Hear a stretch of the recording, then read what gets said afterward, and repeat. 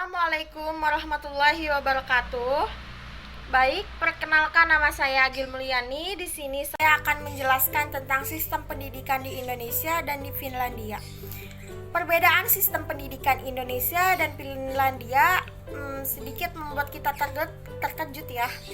Karena tentunya di setiap pendidikan antara pendidikan kita dan luar negeri tentunya akan selalu ada perbedaan.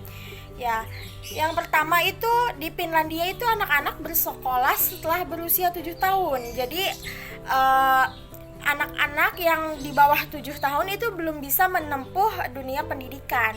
Nah, sedangkan di Indonesia anak yang baru setahun, 2 tahun aja udah sekolah gitu. Kayak di playground, kayak di free school kayak gitu ya. Dan terus anak-anak memasuki TK atau PAUD itu usia 4 tahun ya. 4 tahun rata-rata anak-anak udah bisa sekolah gitu. Nah, yang kedua itu cara belajar di Finlandia itu cuman 45 menit belajar dan 15 menit istirahat. Jadi orang Finlandia ini meyakini bahwa kemampuan terbaik siswa untuk menyerap ilmu itu baru yang diajarkan justru akan datang gitu. Jika mereka memiliki kesempatan untuk mengistirahatkan otak dan membangun fokus baru, mereka juga lebih produktif di jam-jam belajar. Nah, sedangkan di Indonesia misalnya kita masuk jam 7, istirahatnya itu baru jam 10 atau jam 11 gitu. Ya, yang ketiga, semua sekolah negeri di Finlandia bebas dari biaya. Sekolah swasta pun diatur secara ketat agar tetap terjangkau.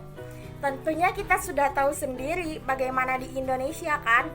Negeri aja bisa untuk ditekankan bayar kayak uang bulanan, biaya masuk sekolah kayak gitu ya. Dan tentunya banyak juga yang anak-anak ingin sekolah di sekolah yang rada mahal gitu, kayak udah susah gitu. Kalau di sana pendidikan itu benar-benar kayak di itu oleh pemerintah gitu, kayak dipikirkan secara matang gitu. Kalau misalnya ada sekolah swasta juga misalnya, ini pembayaran ini terjangkau tidak bagi masyarakat gitu. Nah, yang keempat ini semua guru dibiayai pemerintah untuk meraih gelar master. Jadi dan gaji mereka pun juga termasuk dalam jajaran pendidikan yang pendapatan paling tinggi di Finlandia ya.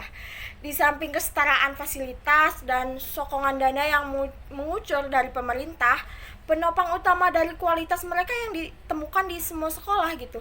Di Finlandia adalah mutu gurunya setinggi langit. Guru adalah salah satu pekerjaan yang paling bergengsi di Finlandia. Dan pendapatan guru di Finlandia pun lebih dari 2 kali lipat dari guru Amerika Serikat gitu. Nah, tidak peduli dengan jenjang SD atau SMA, semua guru di Finlandia diwajibkan untuk memegang gelar master yang disubsidi penuh oleh pemerintah dan memiliki tesis yang dipublikasikan. Ya, Finlandia memahami bahwa guru adalah orang yang berpengaruh. Ya, jadi memiliki peningkatan mutu pendidikan generasi masa depannya gitu. Dan itu Finlandia berinvestasi besar-besaran untuk kualitas guru itu sendiri. Dan di Indonesia jika ingin semaju Finlandia dalam urusan pendidikan, guru-guru kita selayaknya juga harus mendapatkan sokongan sebagus itu gitu untuk kualitas gurunya itu sendiri ya. Dan yang kelima itu guru dianggap paling tahu bagaimana cara mengevaluasi murid-muridnya. Karena itu ujian nasional tidaklah perlu di Finlandia. Mungkin di Indonesia juga sekarang sudah tidak ada ujian nasional ya, sudah diganti bahasanya.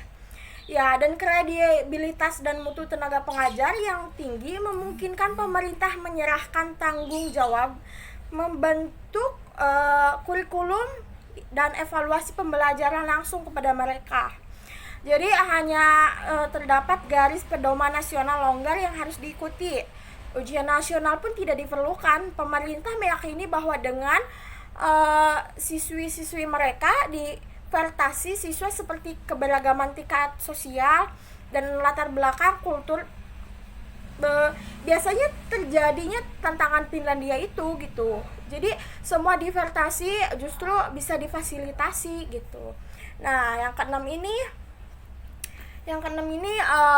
siswi SD sampai SMP di Finlandia cuma sekolah 4 sampai 5 jam aja per hari.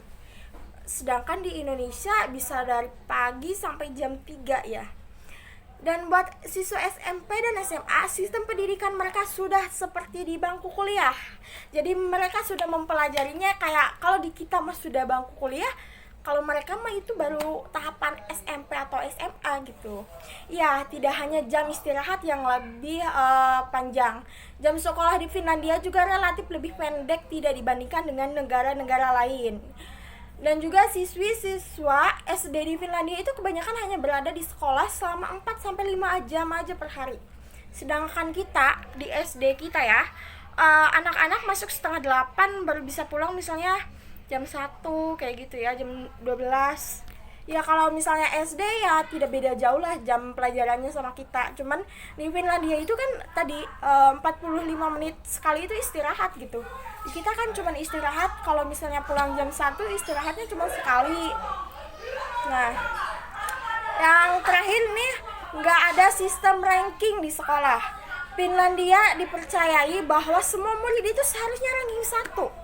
Semua orang berhak mempunyai nilai yang bagus, dan upaya pemerintah meningkatkan mutu sekolah dan guru secara seragam di Finlandia pada akhirnya berujung pada harapan bahwa semua siswa di Finlandia ini jadi pintar gitu karena kualitas guru tadi ya. Dan tanpa terkecuali, jadi dari itu mereka tidak mempercayai sistem ranking atau kompetisi yang pada akhirnya hanya akan menghasilkan sejumlah siswa yang pintar dan sejumlah siswa yang bodoh. Jadi tidak ada yang kelas ini orang-orang pintar misalnya, kelas ini orang-orang yang bodoh misalnya kayak gitu ya. Terusan tidak ada sistem ranking. Sedangkan di Indonesia ini masih ada sistem ranking, kayak dari ranking 1 sampai 10 besar itu kayak diumumin ini siapa namanya gitu. Biasanya kalau dari ranking 10 ke atas jarang dipanggil gitu. Nah, itu sedikit pemaparan saya tentang perbedaan sistem pendidikan di Indonesia dan di Finlandia. Kurang lebihnya saya mohon maaf. Terima kasih. Wassalamualaikum warahmatullahi wabarakatuh.